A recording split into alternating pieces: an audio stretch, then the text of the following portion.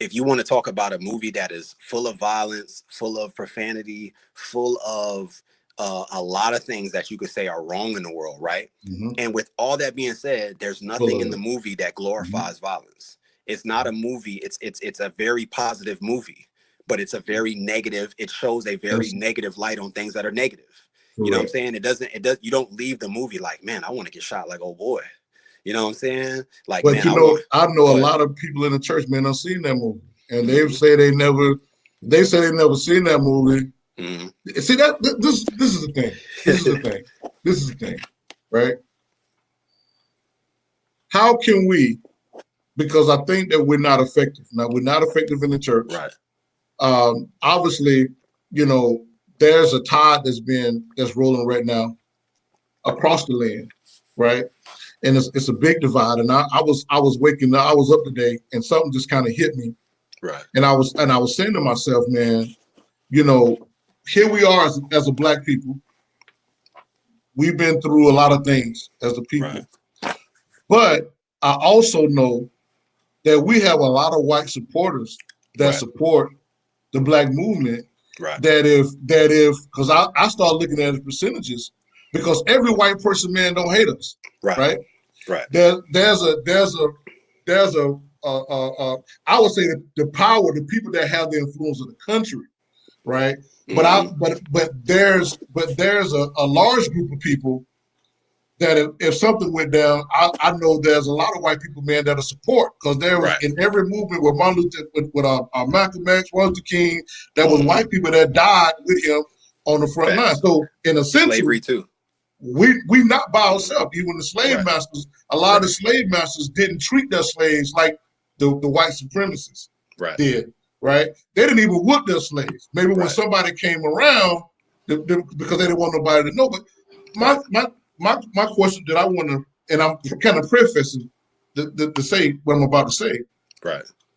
How can we become unified, right, and acknowledge the truth, right, instead of running from the truth? Right. And how can we, as believers, because arguably somebody will say, well, you know, because now you don't talk about Jesus in every record, that you no longer love Jesus, right? And I like the fact that you said a few minutes ago was that, you know, you're not understanding. You believe that Jesus is real, but you may not agree. There are times in our life, man, when we have to do stuff where we really just don't want to do it. Right.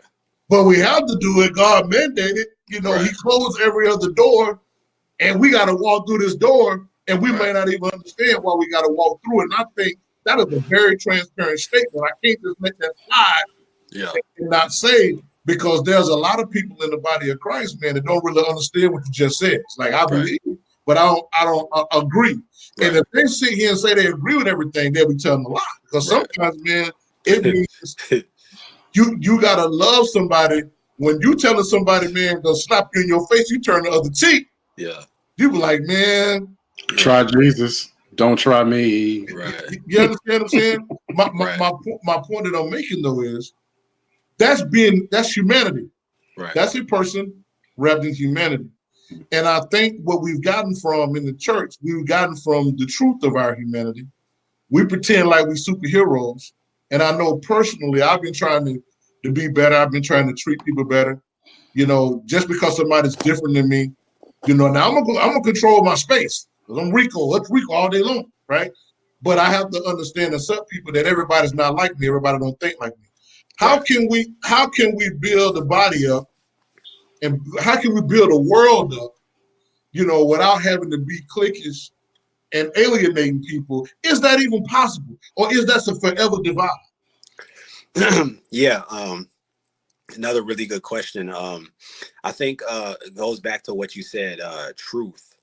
And that's the thing that, even Mike, the late great, the greatest ever, Michael Jackson, when he said, I'm starting with the man in the mirror, right? So there has to be a certain level of personal reflection and personal self accountability first, right? Self-governing, of telling the truth to yourself and then allowing that to spew outward. So I think a lot of times, even when you look at the black and white divide, right, a lot of times white folks get offended because when you talk about racism, they think that you're saying that, well, this white person is a terrible person. And what they're not realizing is like, yo, you benefit from a system. Nobody's saying you did it, but truth calls us to reflect, to you be in honest. general. You Right, in right, general. right. I'll give a great example in my opinion, right? So Mhm. let's say, because I got family, my family is from the Bahamas, right? So let's say, because I got people that own property in Nassau, tons of family that I've never even met before, right? So let's just say they had a history, hundreds of years. They've tortured people, they've ruined lives, they've raped men and women, you know, abused children. They did whatever evil you could think under the sun, right? I'm not gonna come out and be like, man, y'all tripping, man. Like, you know, I ain't do that. Why y'all mad? I'm gonna be like, man, hey, listen, hey, don't hold me accountable, man. Them jokers crazy. You know what I'm saying? Hey, man, I got this inheritance, man. I inherited this money and I want to do good in the world, man. I apologize. I would be so apologetic. Yes, I didn't do it, but I still feel a sense of responsibility because this is my lineage. This is where I came from. I'm a benefactor of this nonsense. You know what I'm saying? Of this inhumanity that has happened, inhumane things that have happened to humans, right? So there's a certain level of accountability, even in the business world. When you take over a business, you know, you take over the debt too. You know, if you inherit a business, they don't say, well, hey man, you wasn't here for the 50 years that we was irresponsible, man. So we ain't gonna hold you accountable to this debt. Like, no, homie, this debt is yours too.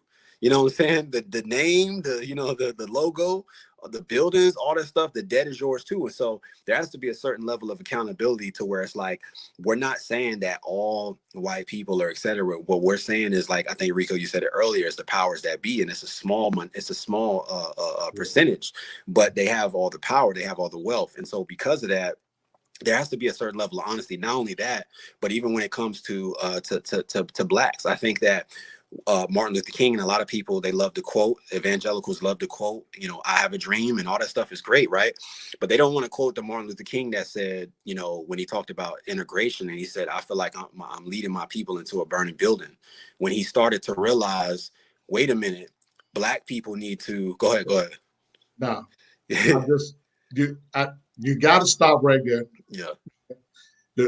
Because the reason why I want you to stop right there, because when we look at segregation, right, and when we look at what's happening right now with the pandemic, right,